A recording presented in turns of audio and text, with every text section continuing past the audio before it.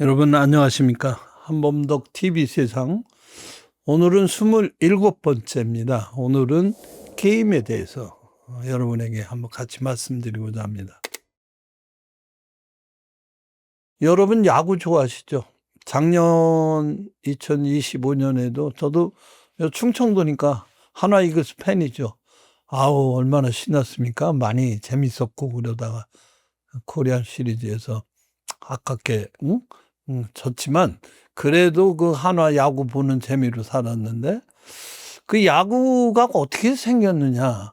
그 야구 뭐 전 세계 미국에서 즐기는 운동이니까 미국이 만드는 것 같은데 사실 야구를 따져보면 여러 개의 그 경기가 어우러져서 됐는데 미국 사람들은 그럽니다. 1839년에 에브너 더블데이라는 사람이 이 야구를 뉴욕에 있는 쿠퍼스타운이라는 데서 처음으로 발명했다고 이렇게 얘기하는데 이거를 믿는 사람은 거의 없습니다. 미국 사람들이 워낙 좋아하니까 남북전쟁의 영웅인 더블데이라는 사람을 불러다가 이걸 넣어놓은 건데 실제는 상당히 오랜 기간 동안 이 야구가 됐는데 야구에 이 얽힌 경기 영국의 라운더스라는 게임 또 영국에서 이 크리켓은 영국에서 인도로 가서 인도의 국민 스포츠가 됐죠. 또 스톨볼 등 여러 개 경기가 이게 돼서 이게 오늘날의 야구로 이제 발전했다 이렇게 보고 있는데 모르겠어요. 미국 사람들도 이제 자기네 지역에서 발명된 거라고 그러면 그걸 좋아하는 것 같은데 오늘날 그 쿠퍼스타운에는 야구 역사에 아주 그 불멸의 금자탑을 쌓은 이름만 들어도 아는 전설의 야구 선수들이 거기 명예의 전당이라는 이름하에 그 헌액돼 있죠. 우리나라도 아마 야구 명예의 전당을 만드는 것 같은데 이런 것들을 보면 얼마나 그 열광하는 그런 것들이 있을까 생각합니다. 게임의 역사는 사실 어떤 면에서 협업입니다. 오랜 시간에 걸쳐서 이게 이루어진 거죠. 간단히 카드 게임 중에 유명한 포커 게임도 오늘날의 포커로 되기까지는 500년 이상의 시간이 걸렸다고 합니다.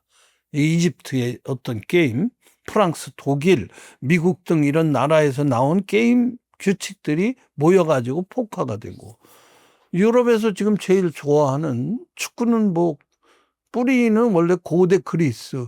우리 동양에서도 어떤 축구공 같은 걸 만들어서 격구라는 걸 하기도 했다는 기록이 있고 뭐 유럽의 영국이 발상지라고 하지만 여러 나라에서 이렇게 이루어진 거고 특히 이 체스 지난번 말씀드린 체스 게임은 거의 어떤 면에서는 세계 공통 문화를 체험한 그러니까 인도 북부에서 시작이 됐지만 페르시아 영향권 유럽 오늘날 보면 체스의 영향권이 기독교 영향권보다 더 높다고 합니다. 그만큼 게임에 퍼지는 것은 그대로 국경을 넘는 거죠. 그래서 성경, 인터넷 같이 체스도 어떤 한 사람이 만드는 게 아니고 여러 사람들이 널리 퍼져 있는 여러 사람들이 오랜 기간 다양하게 얽혀져서 만드는 것이 그런 게임의 역사라고 할 수 있습니다. 또 한 가지 이 게임을 얘기하는데 빠져서는 안 될 요소가 게임의 도구인데 그중에서도 가장 큰 도구는 뭐니 해도 공입니다. 공.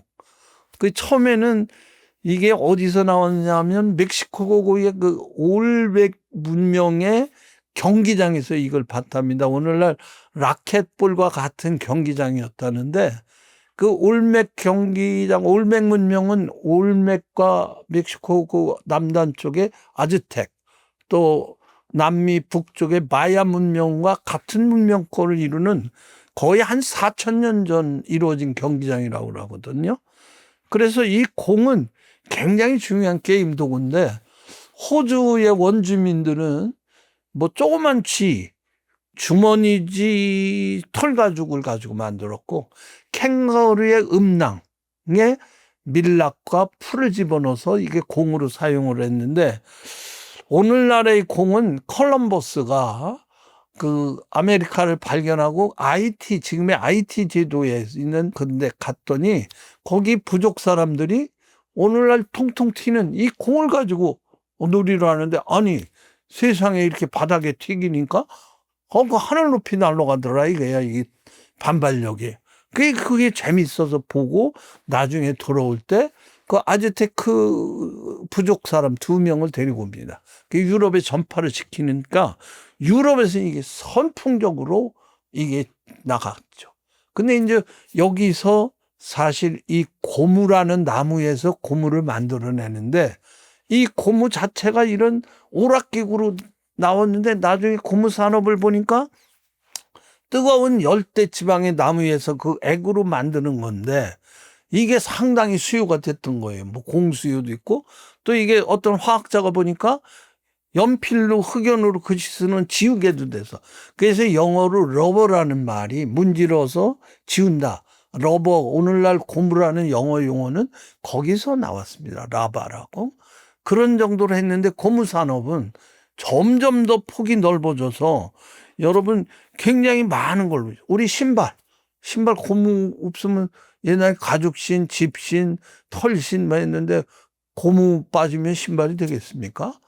또 우리 놀이하는 공도 되겠고, 또 바퀴, 이 마차 바퀴 옛날에는 나무로 다 해가지고 거기다가 철판을 냈지만 고무가 나온 이래로 고무 바퀴로 하니까 그 무거운 자동차, 하다못해 비행기 같은 것도 고무 바퀴로 인해서 지금 움직이는 거 아니겠습니까?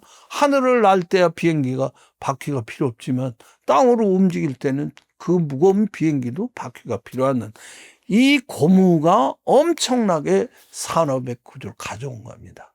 그래서 사실은 인구 구조도 많이 이게 바뀌었다고 합니다. 이게 남미에서 나오는 고무 원산 이 나무를 말레이시아에 이 영국 사람들이 그냥 이식을 시킨 거예요. 그리고 영국 사람들에게 그 사람들이 고무를 채취하기 위해서 말레이시아 사람을 마구 부리고, 또 거기에 강제로 노예들을 이종시키고, 그게 결국 남미 페루나 또 이 아프리카의 콩고 같은 데도 고무로 똑같은 적도의 그 뜨거운 나라의 고무가 되니까 거기 사람들을 갖다가 강제로 유지시켜 노동을 시키는 거죠.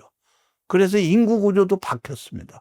사실 말레이시아나 싱가포르에도 고무 노동자가 끌려가 가지고 인구의 다수를 차지하고, 콩고도 그렇고 페루도 억지로 끌려간 그 노동자들, 노예들이죠. 노예들이 있어서 인구 구조도 바뀌었지만, 또 한편으로는 이 고무 산업이 재료공학으로 없어서는 안 돼가지고 대단한 기업들이 또 나오게 됩니다.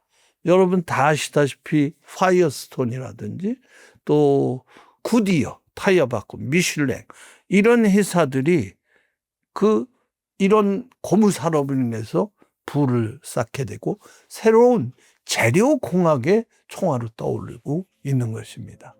그렇게 본다면 야구, 축구, 포커, 체스 이런 같은 게임에 대해서 사람들의 인식 구조도 바뀌게 되는 한편으로, 또 하나는 놀이를 즐기게 되는 공에 의해서 재료공학이 또 발전하고, 그걸로 인해서 우리가 신발이라든지 바퀴 같은 산업체의 밑동력이 됐다는 것을 생각해 보면, 우리가 아무것도 아닌 오락 즐기는 게임의 역사가 우리 인류사의 물질 문명 또 의식 구조에서 엄청난 변화를 가져왔다는 것을 스티븐 존슨은 원더랜드에서 밝히고 있습니다.